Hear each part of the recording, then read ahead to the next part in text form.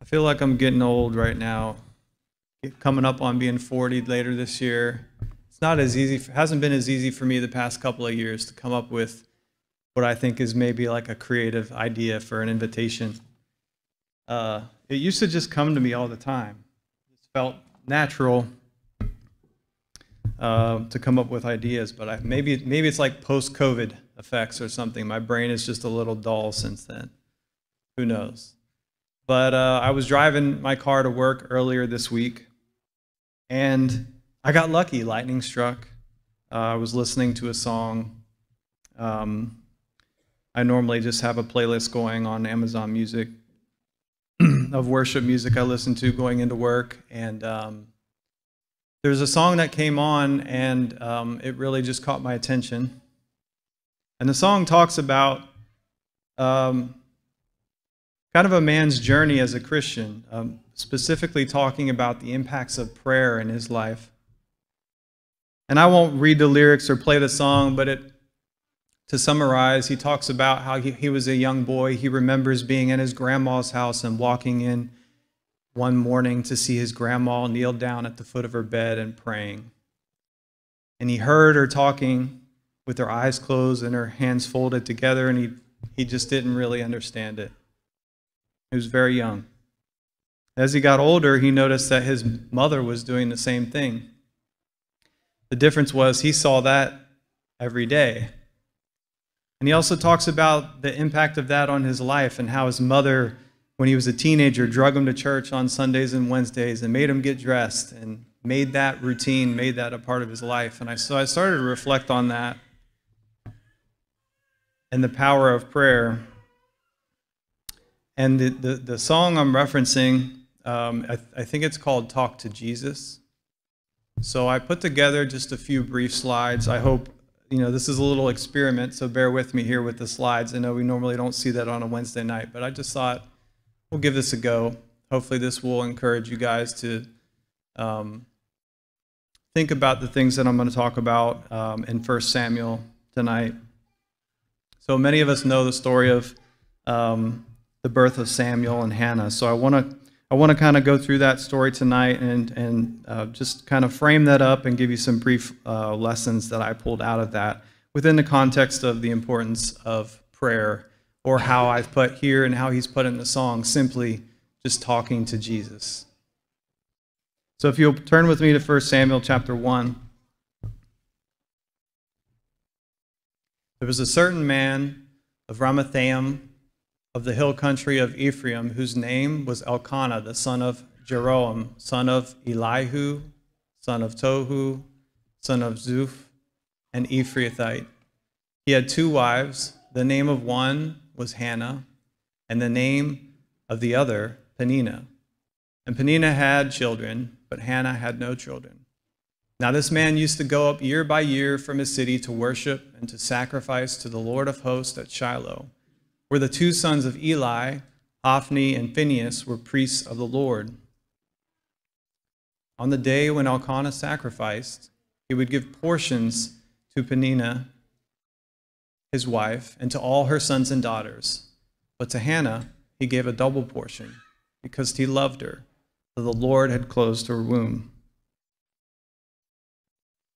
And her rival used to provoke her grievously, to irritate her, because the Lord had closed her womb. So it went on year by year. As often as she went up to the house of the Lord, she used to provoke her. Therefore Hannah wept and would not eat. And Elkanah, her husband, said to her, Hannah, why do you eat? Why do you weep? And why do you not eat? And why is your heart sad? Am I not more to you than 10, I think he says 10 sons, sorry. Yeah. And after that they had eaten and drunk in Shiloh, Hannah rose, and now Eli the priest was sitting on the seat beside the doorpost of the temple of the Lord. She was deeply distressed and prayed to the Lord and wept bitterly. And she vowed a vow and said, O Lord of hosts, if you will indeed look on the affliction of your servant and remember me and not forget your servant, but will give to your servant a son, then I will give him to the Lord all the days of his life, and no razor shall touch his head." And as she continued praying before the Lord, Eli observed her mouth. Hannah was speaking in her heart, only her lips moved, and her voice was not heard. Therefore Eli took her to be a drunken woman, and Eli said to her, "How long will you go on being drunk? Put your wine away from you." But Hannah answered, "No, my Lord, I'm a woman troubled in spirit. I have drunk neither wine nor strong drink, but I have been pouring out my soul before the Lord. Do not regard your servant as a worthless woman, for all along I have been speaking out of my great anxiety and vexation." Then Eli answered, "Go in peace, and the God of Israel grant your petition that you have made to him." I thought about this a lot over the last week and what this story about Hannah can teach us. I've been trying to pray more in my life, and this song just connected the dots for me that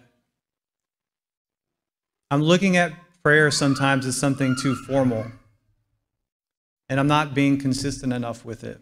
And I think if I just simplify it as, I just need to talk to Jesus. I just need to talk to Jesus day in and day out. And I think if you look at Hannah, you can perhaps imagine that this is what she did. She wanted nothing more than to bear her husband a son. And so I kind of created these three major things that she did that all revolved around and focused in on prayer, which one is, first and foremost, is faith. Hannah displayed an unwavering faith in God and his power and ability to take control of her life and to act out his will and his purpose for her. She also persevered in the face of suffering. We know that year after year she was being ridiculed and mocked and had great anguish over the fact that she could not provide a child for her husband, a son. And she was ridiculed for that. And I imagine that must have been very painful.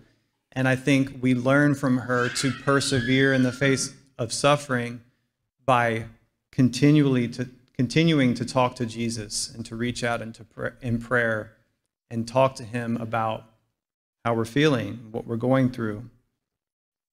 I think we have a very understanding and empathetic God that understands and cares about the pain we're going through. And I think Hannah and many other stories in the Bible are examples of that.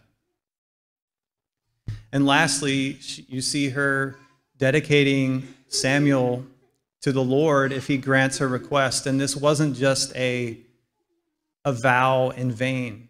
She follows through on this commitment. The end of the story is, once she's weaned Samuel, she delivers him to the temple, and she dedicates her son and his service to the Lord as long as he walks this earth. And I think we need to think about that in our own lives. Are we walking in faith? Do we deeply trust in the power of God to move and to act in our life? On a daily basis, are we persevering through the suffering that we're going through by reaching out to God in prayer?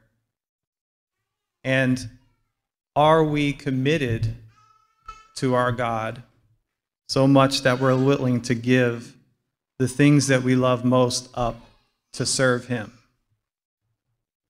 I would encourage you to think about this, to think about where you're at in your relationship with Jesus.